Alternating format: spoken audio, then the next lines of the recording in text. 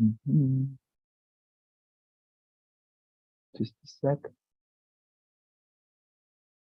Awesome. Well, there we are. So let's go. I'm gonna share my screen with you, and that's where we're going to start. Well, so also more people are joining us. Mhm. Okay, great. Well, so for those of you who are just joining, we are going to discuss tonight the third task of the speaking section. And well, the first thing I want to say is that it's going to be evident to you the resemblance this third task has with the second one. And I don't want you to get scared because of it, given that, as I told you in our first time discussing the speaking section, there are 4 questions in this entire section, okay? But merely 2 types of questions, okay? Notice that 4 questions, but 2 types of questions. The first type of question, we have discussed it already. We discussed the independent question, and we saw that the independent question was particular of the first question in the speaking section. And now, as I told you, the second, the third, and the fourth question pertain all of them to the second type of question that is called integrated question. Okay? This integrated question, as we have seen, doesn't give us the opportunity to respond the question in a personal manner, but it basically forces us and requires us to receive material from ETS and to respond the question by summarizing it. And you're going to find out that this task, the third one, is very similar to the second one in those aspects, okay? And as you can see, actually, the title of this task, number 3, question number 3 in the speaking section is the exact same one, integrated speaking task, okay? Well, let us read together what it says here. The third task will deal with academics, just like many questions and tasks in other sections of the TOEFL test pattern. You'll be reading a short passage that is from 80 to 100 words long, and it will be discussing an academic topic, okay? Notice this. There is a difference. Of course, the third task is not totally identical to the second task, because if they were, they would be the same question. There is a difference. And the difference is the scenario that the third question presents you. In the second question, we saw that the reading passage and the listening passage we had to receive from ETS were both of them, first of all, interconnected, and both of them had reference or made reference to an activity going on campus. Things, changes, activities, societies, professors, classes in a university, right? We practiced that yesterday. You saw them, and all of them were about that, right? Now here, the balance has been altered. We're not going to be discussing that type of topic anymore. Now, the material you're going to receive from ETS is going to deal with academics. It is just a fancy word to say science, right? Science or scholar material, varying from biological sciences to art or medicine or things of that sort. Anything that could be taught in a university is a likely topic here, okay? So the thing is, you know, guys, we're gonna have a chance in this opportunity to receive reading passages and listening audios that are going to be discussing science, okay? So the first thing that happens when you enter the third task is that you receive a reading passage, as you see here, that is about 80 to 100 words long. And this passage is going to be discussing, per se, spatial rockets, right? Just to give an example, that maybe could be a topic or a subject discussing astronomy, right? Spatial rockets. So if that's the topic of the reading passage, let's say it's an article about spatial rockets. After you read that passage, that, as I say, is going to be very short, from 80 to 100 words long, you're going to immediately listen a second material. And notice I said listen. because in this case, it's once again a listening audio, all right? But don't get surprised at this. It's not a conversation anymore. You're not going to listen to two people discussing because, well, in this case, it's science, right? You're going to listen to a professor this time discussing this same topic you read about in a class that has been recorded. And thus, if you think about it, you're going to listen to a lecture once again, as we did before in the listening section, right?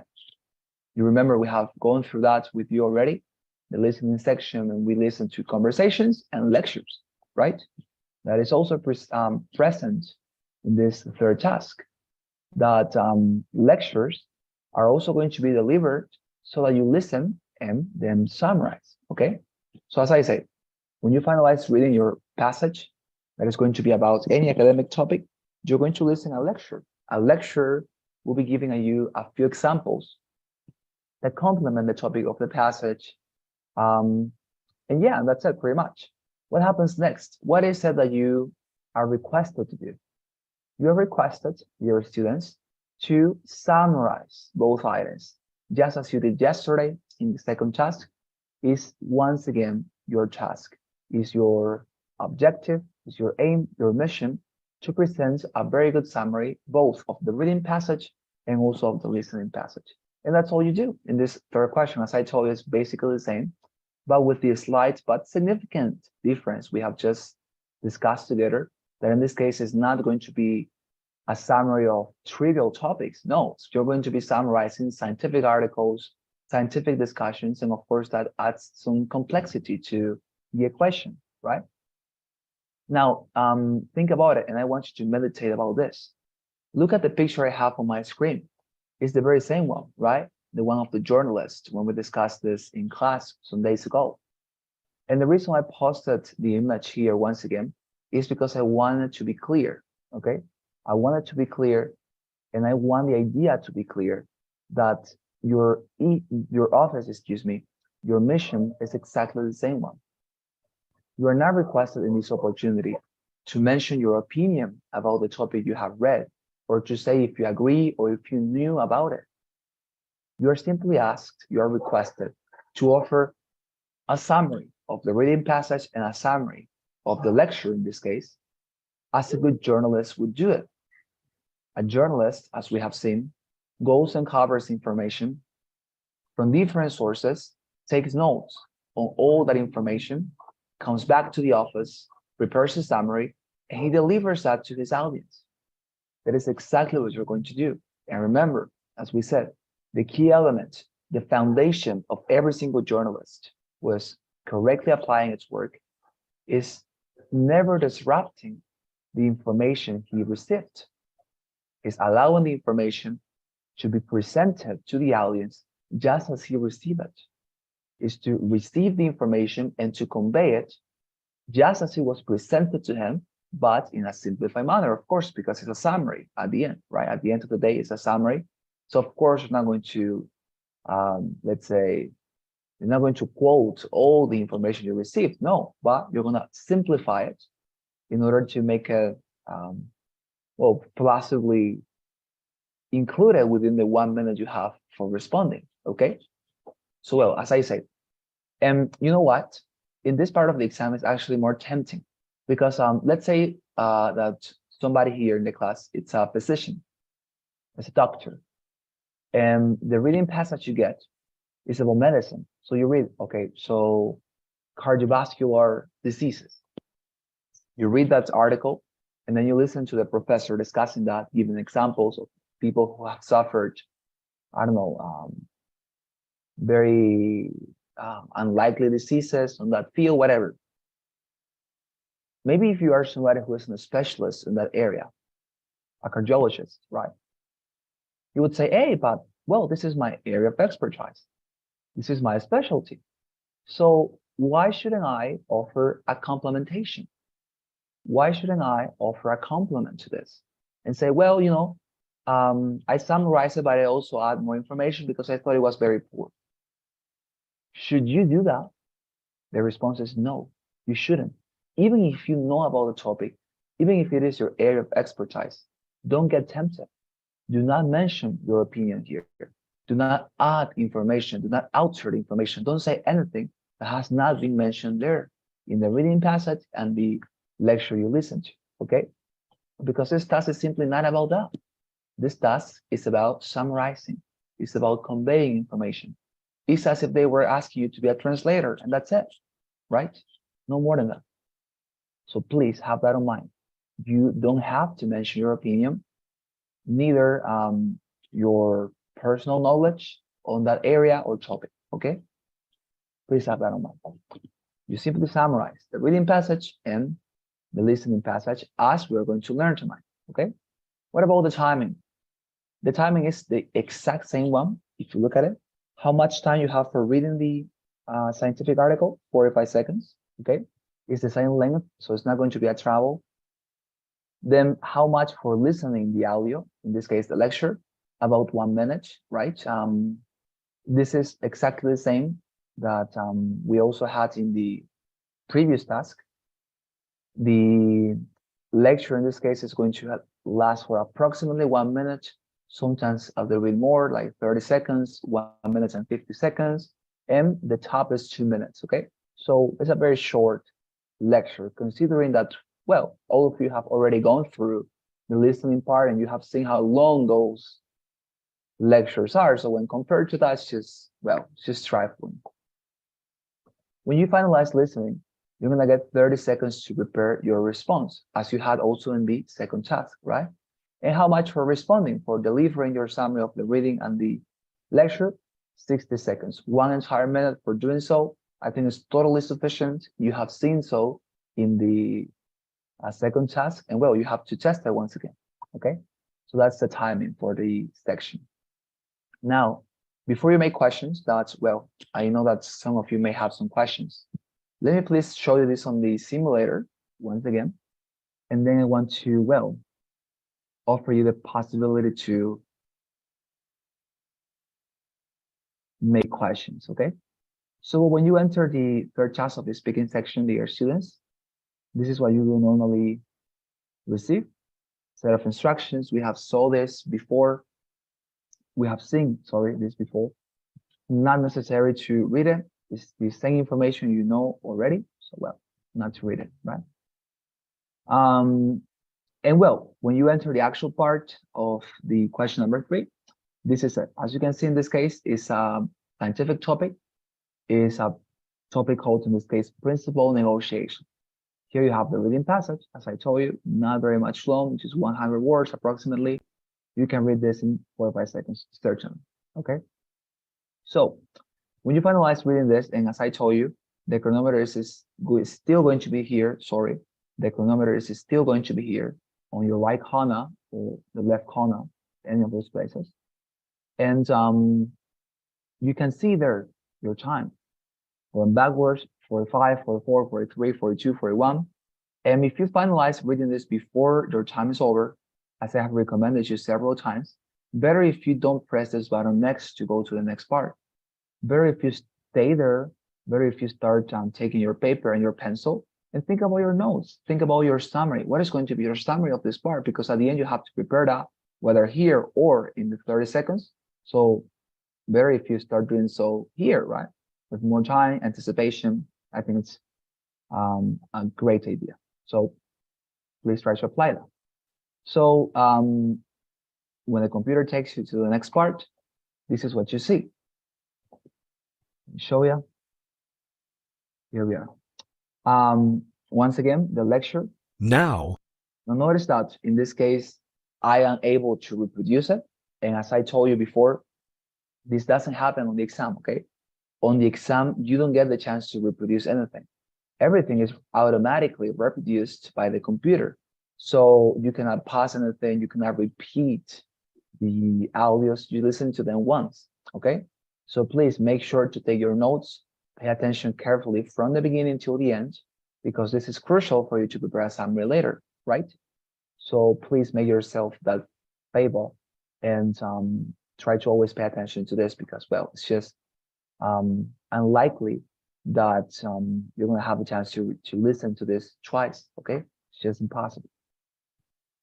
Well, when you listen to this completely, the computer takes you to the last part, which is this one, where you respond.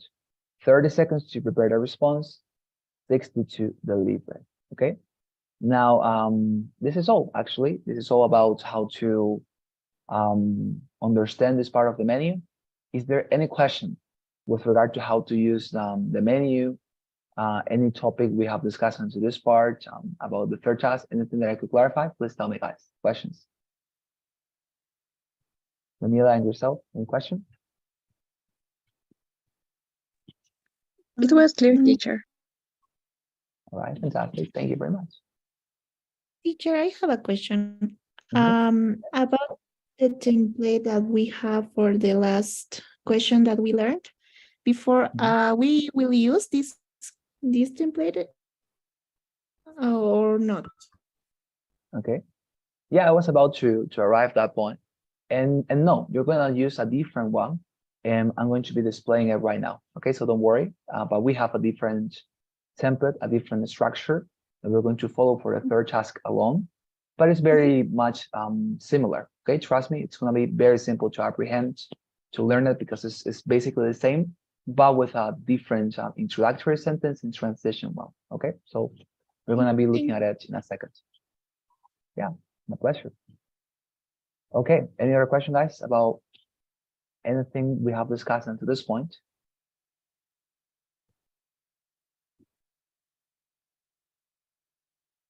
Okay, no question, I think. Awesome. Here we are then. Let's continue. 60 seconds. Okay, well, so now let me go and show you some illustrations, okay? Sorry. Before I show you the template, here I have it. Okay, this is the template. But before I show it to you, let me please offer you some illustrations. As I always believe, you get the picture very much narrowly if I don't show you illustrations, okay? So please, let us read together our first practice exercise, and then you're going to listen to my response, okay? So let me please copy this to the chat box. Here I have it. And well, this is also going to be useful for you to check out the difficulty, the complexity. But as we have been in the reading section together, I think that this is just going to be a piece of cake to all of you. Well, I'm gonna paste it here in the chat box and also in the WhatsApp group. Okay, here you have it. There. And well, let's go and read this together. Okay, it says the following. What is mitosis? In biology, the process called mitosis is a part of a cell cycle in which chromosomes are replicated and separated into two new nuclei. This is a process that only occurs in certain types of cells, called eukaryotic cells. Most animals undergo this type of mitosis, although the process can vary between one animal and the next. Errors sometimes occur during this process, which is how many forms of cancer come to be. These are typically caused by having too few or too many chromosomes in the duplicated cells. Some organisms also use mitosis as a form of reproduction. There you are. Well, so after you read this, and as I say, you have 4 or 5 seconds to read it, you're going to have the chance to listen to a lecture on the same topic. So please let us go and listen together, and then we're going to listen to my response, okay? Listen. Now listen to a lecture on the same topic. Okay, so mitosis. Many of you might be wondering how this applies in the real world. Take the example of a cut on your finger. Why doesn't the cut stay open forever? Well, because the cells in your finger undergo mitosis. The body uses this process to repair damage and replace dead cells.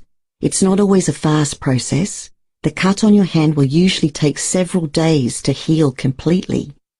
The process of mitosis is at its most rapid when we're in our infancy. It has to be this way. Human beings grow rapidly during this time, so they need a lot of new cells to replace the ones which die and help the baby boy or girl to grow. Other animal species, such as the dog, undergo this process even more rapidly. Ever noticed how a puppy the size of your hand is the size of a small horse 18 months later? Well, the process which enables this rapid transition is mitosis too. Another and very different example of mitosis is that of bacteria. Most bacteria are asexual by nature, that is, they do not require a partner to reproduce. They use mitosis in order to churn out exact copies of themselves. Some bacteria, such as the one called Salmonella, can reproduce once every 20 minutes. Great, there you are. Well, guys, so now let's go and listen to my response to this question. And as I respond, please try to notice what type of introductory sentences I'm using, what type of transitions I'm also, of course, displaying in my response, because I assure you, it's very repetitive, okay? I always repeat the same because I'm following the structure, and that's great because at the end, when we have something repetitive, we systematically perform it, and at the end, that's the key for success, right? So, well, listen to my response.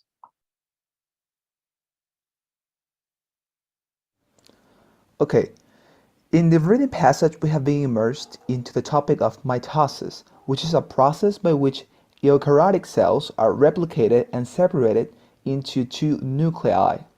On the other hand, in the listening passage, we observe some practical applications of this phenomenon in the real world. For example, when we have a cut in our fingers, the way that they heal, or the way that the cut heals, is by mitosis, and the cells are reparated and the damaged ones are simply eliminated, and that way we heal.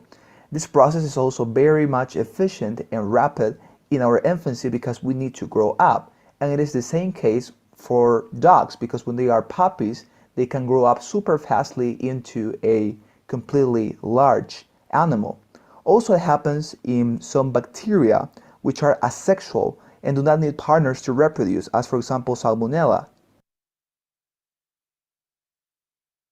Great, there you are. So, well, that was my response for that question. And now before I show you the template, I want to display one more illustration so you can get, well, a complete picture on this exercise before you start responding by yourself in our future exercises, okay? So let's go to our second illustration. I have it right here. And I'm going to paste it once again in both of our groups, okay? First of all, here in our Reanium chat box, and here you have it in the WhatsApp group. All right, fantastic. And now let's go and read together. It says the following: compassionate consumerism. Compassionate consumerism is a relatively new trend in the American retail market. In this type of consumerism, when individuals make a purchase, a portion of the money they pay is allocated to a charitable cause. Nowadays, individuals often look for ways to contribute to the betterment of humanity, but they don't always have the financial resources to do so. Compassionate consumerism appears to be a good middle ground. While critics feel that it's only a marketing ploy aimed at appealing to people in their 20s and 30s, others applaud the effort. They argue that it is desirable for companies to sacrifice profits in order to help those in need. Well, there you are. Now please listen to a lecture on the same topic, compassionate consumerism. Now, as the reading suggests, many companies have embraced the idea of compassionate consumerism over the past few years. Studies show that customers are generally supportive of such efforts, especially very young shoppers. Not only that, but companies make a lot of additional profits from this kind of compassionate marketing. Some companies even thrive off of it. Now, take ABC Shoes, for example. They're kind of like the pioneer of this type of consumerism.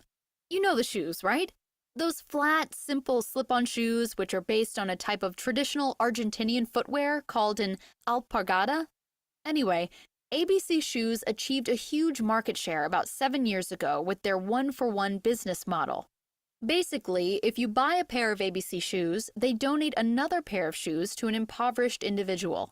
While this program has cost ABC Shoes a lot of money to administer, They've also made so much profit that they've expanded to include not only shoes, but also eyewear and coffee.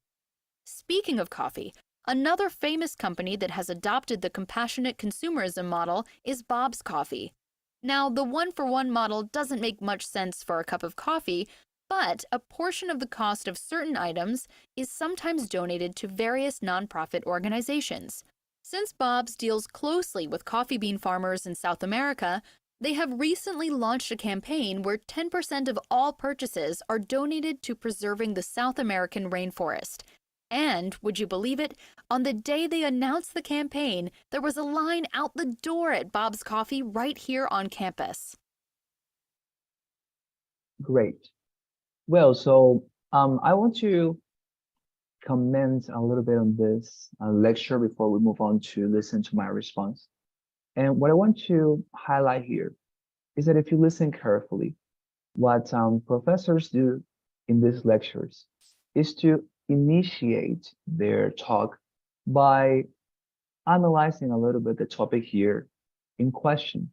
For example, in this case, the professor said right at the beginning of her lecture, compassionate consumerism, although very much criticized, is actually a very good opportunity for people to for companies to administer money to help very much honest and well, admirable cause, and at the same time receiving a lot of profit, right? That's what the professor said at the beginning of her lecture. The rest of the lecture, because the first part, as I say, of this little commentary on compassionate consumerism was very brief, very short. The rest of the response, that was actually about 1 minute and 10 seconds, she dedicated herself to talk about two examples of this phenomenon, compassionate consumerism, right? Because she talked about Bob's Coffee, and she also talked about ABC shoes, right? And notice that if you listen carefully to our previous example, that is exactly what the professor did too. The professor in that previous lecture we listened, when she was talking about mitosis, she offered a very brief commentary at the beginning, and then she offered in the rest of the response, two examples of mitosis, right? She talked about puppies, how they very rapidly grow up, and she also talked about human wounds, right? That is to say, when we are somehow damaged, physically damaged, and our cells are replicating in order to help our treatment and betterment, right? She offered two of those examples. And those two examples are exactly the same here. The professor comments a little bit of the topic and then offers those two illustrations. Why do I emphasize too much in this?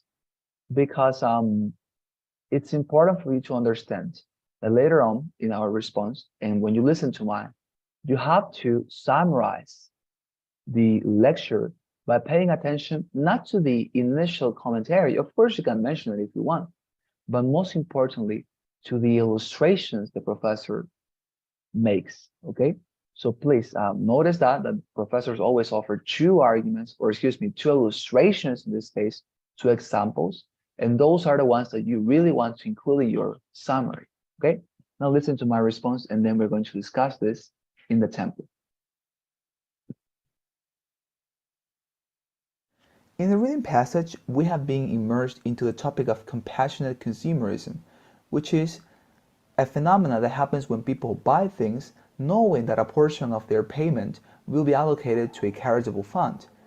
Likewise, in the listening passage, we have seen a study that confirms that this practice and method is very much supported by young shoppers, and that it also promotes and helps enterprises to get additional profits. For example, ABC Shoes was a pioneer in this specific practice. They made some sort of shoes called alpargata. They had a one-for-one business model in which they received a purchase and they also gave away another shoes to a poor person. You also have Bob's Coffee, which basically receive a purchase and they donate one portion of that to an ONG. They are launching right now a campaign to help the South American rainforests. There you are. Well, so having listened to my response, let us go now and approach our template, okay? Well, this is it. This is what I was using. If you pay attention carefully to my responses, I was using this very simple structure that, well, very much ironically contains 4 different steps once again. Okay, so what is the first step of this structure? We have an introductory phrase, as always, that says in this case, in the reading passage, we've been immersed into a topic of, okay? And that's how I always initiated my responses if you listened. And I like this sentence. I like it very much because if you think about it carefully, if you reflect upon it, you're going to realize how naturally it directs you and guides you to mention the topic or the title or the central idea of your material, the one that you have received, right? For example, I said, right, in our previous examples, in the reading passage, we've been immersed into the topic of mitosis. On the other hand, maybe I said, in the reading passage, we've been immersed into the topic of compassionate consumerism. So notice how naturally you are popping out with the title or central idea of your response. I think it's beautiful. And then comes your summary of the reading part. And there is something that I want to here emphasize too, and that's the underlying concept we discussed in our previous classes this Tuesday and yesterday. Remember that I told you in these responses, in the third task too, in this third question, is very important for you to internalize the necessity to deliver a very superficial summary of the reading part and to use most of your time and efforts to talk about the listening part, not about the reading part. So this first summary, because after you mentioned this phrase, right, and the topic of your question, you have to here in the first step offer your summary of the reading part. And that summary, dear students, as we did in the second task, must be radically superficial, okay? And what I mean by radically is like very superficial, okay? Try to make it in one sentence if you're able to, like in the reading passage, we've been immersed into the topic of mitosis. That is part of the cell cycle separation. That's it. You don't say more, you don't utter, you don't pronounce any other words. For the very simple reason that, as I told you, the reading passage is not that important. You could also say, in the reading passage, we've been immersed into the topic of compassionate consumerism, which is a practice in which clients or consumers go and purchase a product knowing that part of that price is going to be allocated to a charitable cause. That's it. That is your summary of the reading part. It's not long, it's not detailed, it's not super specific or scrupulous. It's just a very superficial summary, okay? So please always practice that in your responses. It's a very superficial summary of the reading part in this first step, okay? When you finalize your summary of the reading passage, then you have finalized the first step. When you finalize the first step, you move on to the second one. And in this second step, we have a transition phrase. Likewise, in the listening passage, likewise is a connector, right? Which means sin embargo, right? In Spanish. So likewise, in the listening passage, and here, well, comes your summary of the lecture, okay? As I told you, maybe here in this second step, you can just make a reference to it and say, likewise, in the listening passage, we listened to a professor talking about compassionate consumerism, and she said this, right? And you start. The third and the fourth step are simply reminders to you of what I have already told you, dear students, that in this part of the exam, you want to offer a summary that contains the main points made in the lecture. And maybe you are wondering, what are the main points of the lecture so that I include them here? I respond to you. The main ideas or points in the lecture in this question are always going to be the illustrations. I repeat, the main points in the third question of the speaking section are always going to be the illustration. So if you want to have a very complete and efficient summary, you really want to include those illustrations into your summary. The first illustration the professor mentions for exemplifying that phenomenon, and the second one, okay?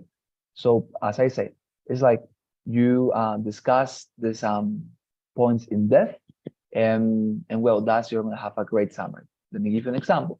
Likewise, in the listening passage, we saw the professor discussing mitosis and illustrating how important this process is for two different creatures. The first example she offered was the example of a puppy, that when she or he, it's a very little and weak individual, necessarily grows up very rapidly because of the effect of mitosis going on in its internal composition. Secondly, the professor also talked about another illustration when she said that when we have corporally damaged ourselves, we need to have mitosis so that our cells replicate and we heal.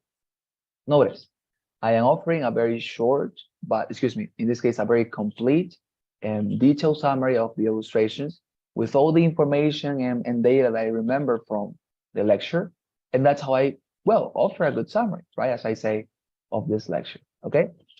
And that's how you use the template. It's a very simple structure, simple to memorize because we have seen this before together. And well, just want to ask if this presents any difficulty, any question with regard to how to use this template. Your students, something? Yes, Grisel has a question, please, Grisel.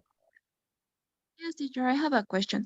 Will the listening part always support the reading part, or sometimes maybe it will contrast the reading part? That's my question. Okay, great question. Normally, the reading passage illustrates what the reading passage said. That is to say, it supports it. It complements the reading passage. 90% of the time, that's the case. I have crossed myself with one or two situations in my life in which the listening part, the lecture, somehow contradicted what the reading passage offered. Nonetheless, that is very much unlikely. So even if that's the case and you find out in your exam an opportunity in which the lecture is contradicting somehow the reading passage, that is not something you should be concerned about. Why? Because remember, what is your task at the end of the day? It's just to summarize. So it doesn't matter to you actually if the conversation, or in this case, the lecture story, is against or in favor of the reading passage, because all you do is just to summarize it. So you say, right, well, likewise in the listening passage, the professor didn't seem to be very much convinced of this and offered these two objections or illustrations to counteract the reading passage, right? And you say, well, the professor said this and she said this and that. So if you notice, the fact that the lecture contradicts the reading passage or not is not something very much relevant to you. You just continue with the same structure, with the same template, always summarizing and never offering your opinion or making any change to the information. Yeah, is that fine? Yes, teacher, thank you. But in this case, the connector can be different, it should be different, or we can use also likewise. Yeah, I would say likewise is appropriate because we are saying like likewise in the listening passage, we have seen that the professor disagrees with this idea and she presents two objections, right? So I think that likewise is certainly fine, but you can use an alternative if you like it. You could say, I don't know, furthermore, moreover, but I don't think it's I don't know, like an appropriate time for using a negative connector, because likewise is simply a consequency connector. That is to say, it simply adds how's this called? Adds as I say, causality, right? Because first of all, you talked about this reading part, and now you want to talk about this other part. So likewise, or furthermore, or moreover, I think it's very much appropriate in any of those circumstances, if it is in favor of the reading passage or against it. Okay, thank you, teacher. My pleasure. Any other question, guys? Any other thing that I could clarify here?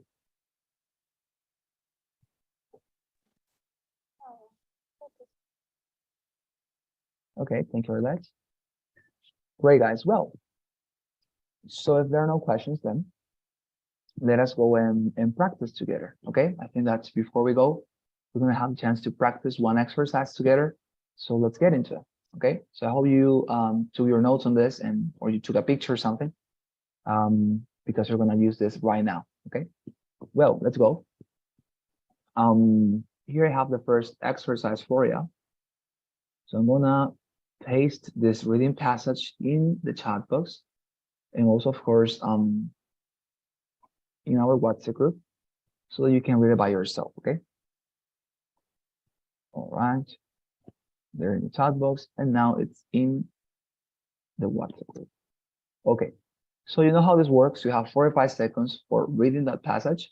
I actually have the 45 seconds here. Okay. So please, all of you start reading our first reading passage now.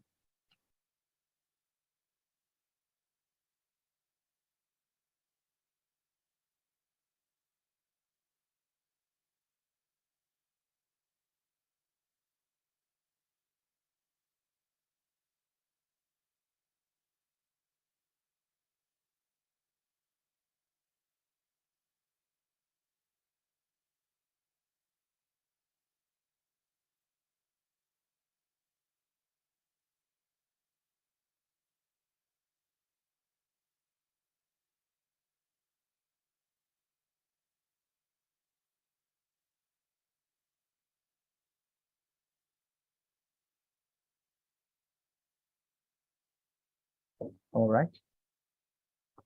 So now, please, all of you dear students, listen to a lecture on principled negotiation.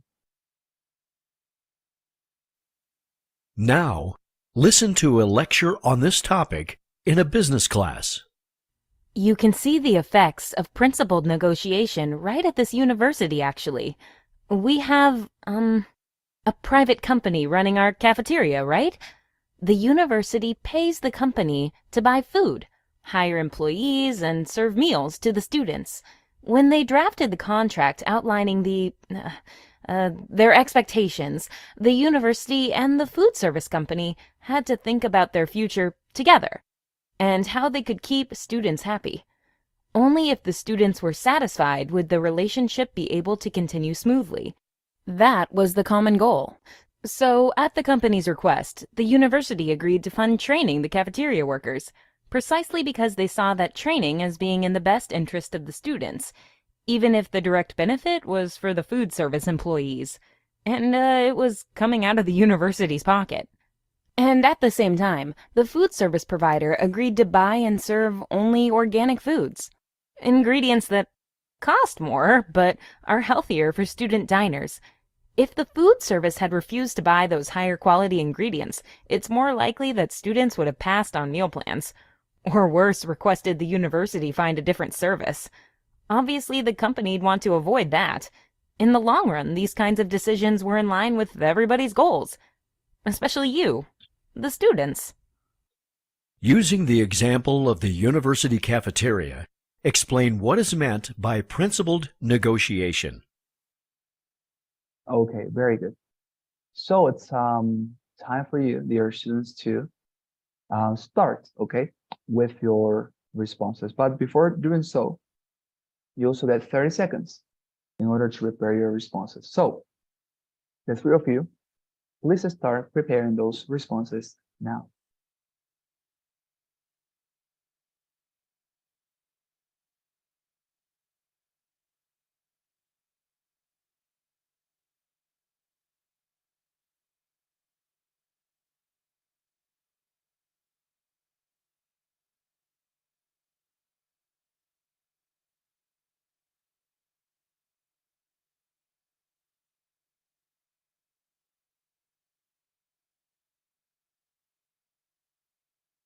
All right, great. Well, guys, let's go.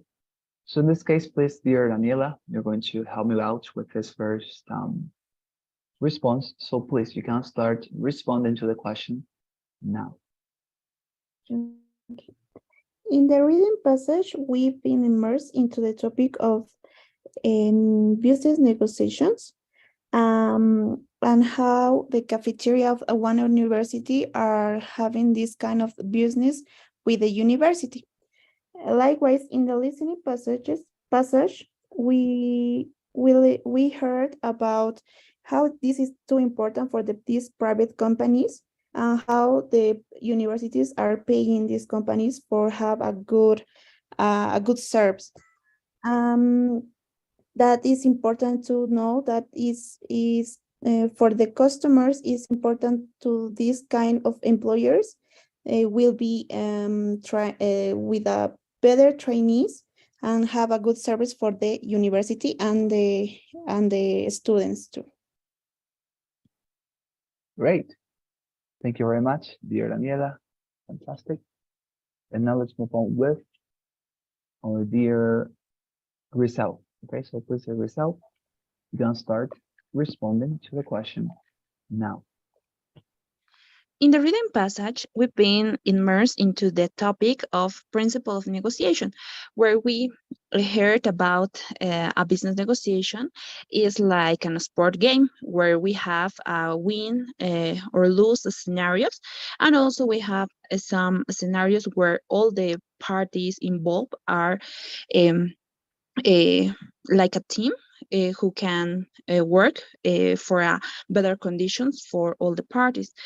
Likewise, in the listening passage, we've heard an example of it where a university have a contract with a cafeteria that serves the students, and their objective is to maintain the students happy. So the university trained the workers to do this work in an optimum and a better way for the students. Thank you. Fantastic. Thank you very much, dear Grisel. And then let us finalize with our dear Arlette, okay? So please, Arlette, you can start responding to yes, Sorry, Arlette? but my internet connection are unstable, and I can hear all the listening part or Okay. all the audio. I can listen very well. But I can try. Okay. No, that's okay. Don't worry then. So don't worry, you're gonna practice tomorrow, okay? With us. It's okay, Thank you. dear Arlette. Oh, my pleasure. Don't worry. Well, so let's go with Daniela and Grisel then to offer some feedback to both of you. All right. So we had Daniela. And I think it was very good, Daniela. You offered a short summary of the reading part, right? You tried to make it very superficial. That's great. And then you offer your summary of the listening part, in this case, the lecture. I think very much efficiently. You talked about all the main and important parts of the lecture, and especially, of course, the illustrations, right? In this case, the cafeteria, and how the cafeteria has this relationship with the university, and how the university wants to keep up with that relationship too, and also, of course, the company, and that the common goal all of them have is to please and have the students satisfied, right? Because that's the common objective they have. I think it was great. It was a very good summary, and well, we're gonna practice more tomorrow, okay? And then we also had Grisel, who offered a great summary as well of the reading part. In this case, Grisel took like 30 seconds to summarize the reading part, which is fine. As I say, like at the end, you have to decide by yourself how much time would you like to invest at every single point during the response. And I think in this case, it was great because she anyways had a lot of time in order to discuss what she had prepared for the listening part. It was great. But, you know, for general purposes, very few always try to make it a little bit shorter, right? Like more superficial. 1, 2 sentences, it's totally fine. And it's actually preferable, okay? But anyways, then the summary of the listening part, as I said, was great. I think you offered a fantastic response there, as Daniela did, offering all the main ideas, talking about the cafeteria and also, of course, the university and how they have this common objective of pleasing students. Great. I think it was fantastic. I don't have any commentary upon that part. It was great. Okay. So fantastic. And as I say, Arlette is going to accompany us tomorrow to practice this, because our entire class tomorrow is going to be dedicated to the third task of the speaking section for practicing it. Okay, so please don't miss tomorrow's class. It's going to be very important. And plus, it's our last class of the year. So think about it too. I think it's very important, right? Great. So before we go, let us please take your assistance And as I do so, please help me with your kind responses to our poll, okay? And if you have any commentary or question, please let me know. All right, let me look for your names.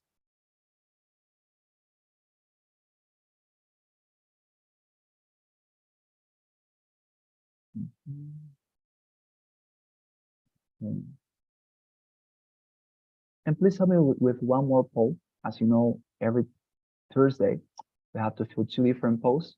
Okay, so thank you very much for helping me with that. All right, so now your names, Arlette, Gabriela. Hi, teacher. Thank you very much, dear Arlette, fantastic.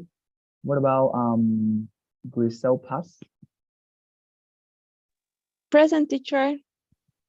Thank you very much, Grisel. And we finally have Daniela Lourdes. Present, teacher. Thank you very much. Daniela, great. Well, guys, so I'm gonna be seeing you tomorrow then to practice the third task together. So thank you very much, okay, for your kind responses and for your company. See you tomorrow. Have a fantastic night. Thank you, teacher. Thank you, You too. teacher. Thank you. Bye bye. See you. Thank you, teacher. Thank you very much. Bye bye. See you.